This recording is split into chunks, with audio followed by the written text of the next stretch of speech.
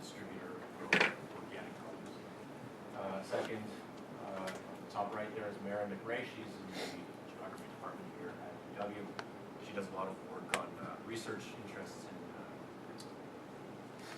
biogeochemical cycling as it relates to agricultural systems. Cindy Gerber of Oak Ridge Acres Meats to work on the bottom left family there. She is a co-owner operator with her husband and her kids. They raise cattle and bison on their farm, and they also market local produce from other grows. And lastly, Sarah Hargraves. She is a staff member on the Ecological Farmers Association of Ontario. They're a farmer support network for ecologically minded farmers. And her and her husband also run their own ecological farm. So I guess I'm the only one using the mic. But I did environmental health section for the report. So basically my section was looking at monocropping versus biodiversity within the agriculture and cultural environment. So one key main point is we're just going to focus on monocropping first, is that it creates a decrease in soil health. Because you have that one crop constantly grown, it's constantly taking the same amount of nutrients out of that soil, and it's decreasing the soil's ability to, I guess you could say, like, bond together with each other.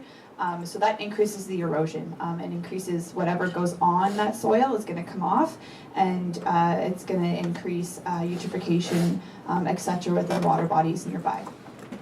Also, it increases climate change susceptibility. So one interesting thing that I found was with monocropping, because of the decreased soil structure within the individual particles, it creates like it has less ability to hold on to that water. So that water just washes right off and it doesn't actually absorb into the soil. So I thought that was interesting. And then pretty much diversity is the total opposite. So it maintains the soil health. You have that nutrient cycling from the different types of products that you're growing, different kinds of crops. And it stabilizes the soil, meaning that there's more diversity in what's happening. So the soil has more chance to hold on to that water, hold on to those nutrients, and obviously maintain water efficiency. All right. I did a little bit of background on farmer livelihoods. The first thing we have to actually realize is agricultural biodiversity and, I guess, farmer livelihoods, they're linked, but it's not the biggest issue here. The biggest issue is these agricultural farms, there's a very small percentage of them. They happen to be organic farms as well, but it's like 1% of the entire farm, all the farms in Ontario right now. And the large corporations are stomping on these farms.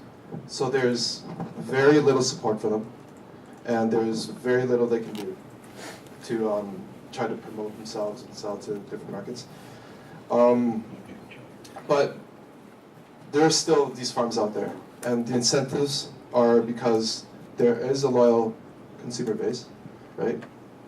These farms are growing, and they're continuing to growing, and there's a rise in demand of organic products.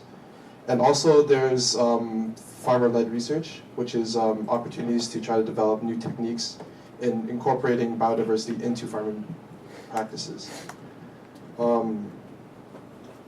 I guess challenges that that farmers face, I mentioned before, is breaking through the market, because the large corporations, monocropping, we saw it through the documentary also in Cape Corn, that these markets there's very little opportunity for them. And I believe one of our interviewees, Wolfgang, he was very adamant on talking about how his farm, even though he's running an organic farm and he's doing quite well, but there's a big struggle in trying to sell to bigger markets, and like the supermarkets and everything like that.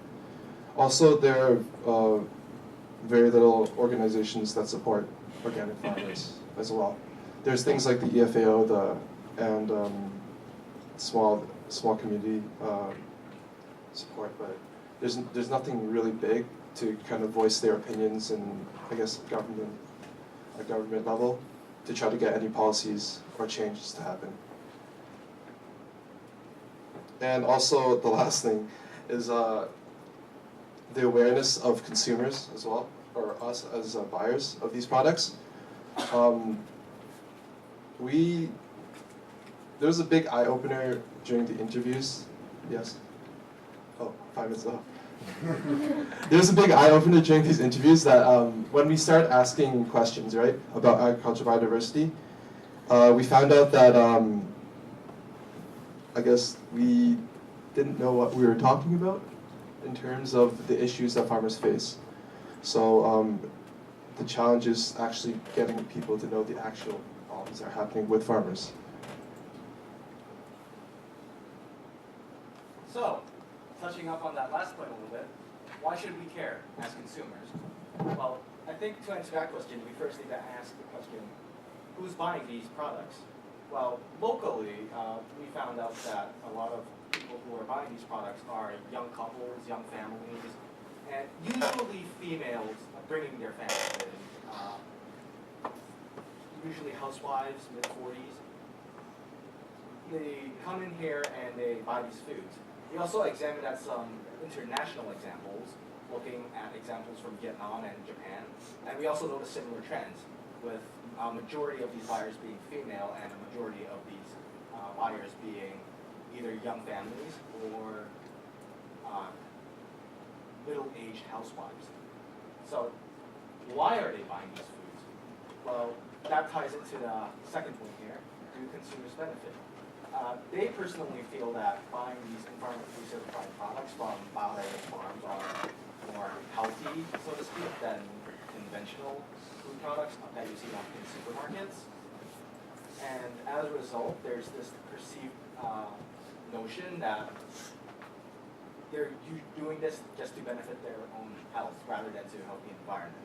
This was particularly seen in our international examples, where a minority actually knew anything about how this was helping the local environment.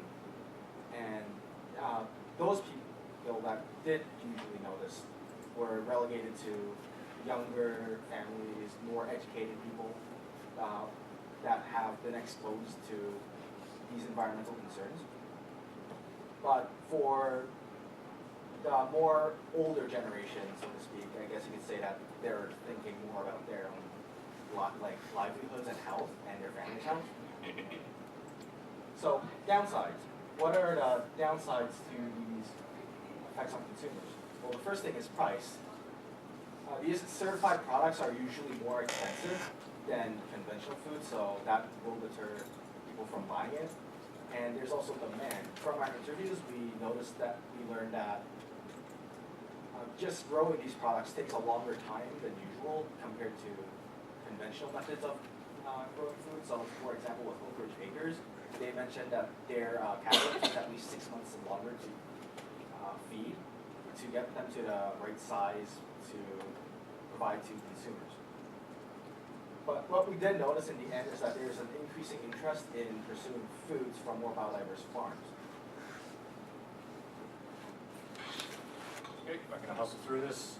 Barriers to diversification. What is keeping farmers from diversifying? First of all, growing dominant crops is lower risk, more stable, and easier. Conventional monoculture represents economic reliability and predictability. If not high profits, at least you know what you're getting yourself into because you've been doing corn and soy for the past. As long as you can remember and you know what's involved and you know where you're going to get out.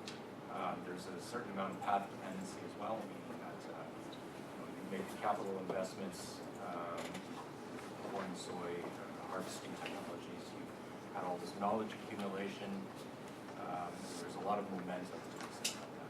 Second of all, it's hard to compete with dominant crops on the market. So as Stephen was mentioning, if you're using biodiverse feed and feeding your animals with it, it takes them longer to mature and get to harvest compared to if you're just using regular feed. And third point here, lack of connectivity and development in the alternative crop industry. There is little investment, public or private, because alternative crops right now represent a low value proposition. So we have some recommendations here. Obviously, we don't have time to really go over them, but basically all of our interviewees gave us something that we could run away with and say, hey, this is a good idea for everyone in the future. Sorry. So if you guys just want to read this over, and then if that answers any of your questions, or if not, just let us know. Thanks. Thank you. Thank you. We may or may not have, preferably may not, but we'll be ready. I'm curious I didn't hear where the consumer data came from that slide you gave, consumer preferences or how people are shopping or who's doing the shopping. So where did... We talked to, for the local examples, we talked to our interviewers, so mainly Oak Ridge Bakers, particularly with Oak Ridge Bakers, and also with Sarah Hargreaves. And for the international examples, we looked at papers published from different research papers. Great, thanks. Did you guys find that organic equals diverse as far as the farm or the plants that are grown? We didn't have, unfortunately, anybody that we interviewed that had an industrial farming method with monocropping, but the ones that we did talk to, they were all basically organic in some form, and they all had diverse lands, crops, etc. I know for one particular example, I believe it was Oak Ridge Acres, they couldn't water tile a certain part of their land, so they actually replanted 500 trees to create a new habitat, to create the pollination happening and all of that, so that Increasing biodiversity. yeah, increasing biodiversity that way too. So it was definitely interesting what people are coming up with now and how they're willing to do that. So you talked about the challenges of livelihoods and selling these products. At the same time, earlier this week we heard that there's more demand than there's supply in Canada and Ontario. So how challenging was it actually for the folks that you interviewed to find markets for their products? I guess for them, most of their markets are local, so they have the same process being by qualified. And that was working for That was them? work. But it's a general increase right now. But I guess for them it's not. Right, as people are becoming more educated and concerning environmental issues and learning about these biodiverse certified products, as well as just worrying about overall health, people are pursuing these foods, so there is an increasing demand, as we can see from just looking locally. A lot of our interviewees mentioned that their business is slowly growing over time. And also just we also found out that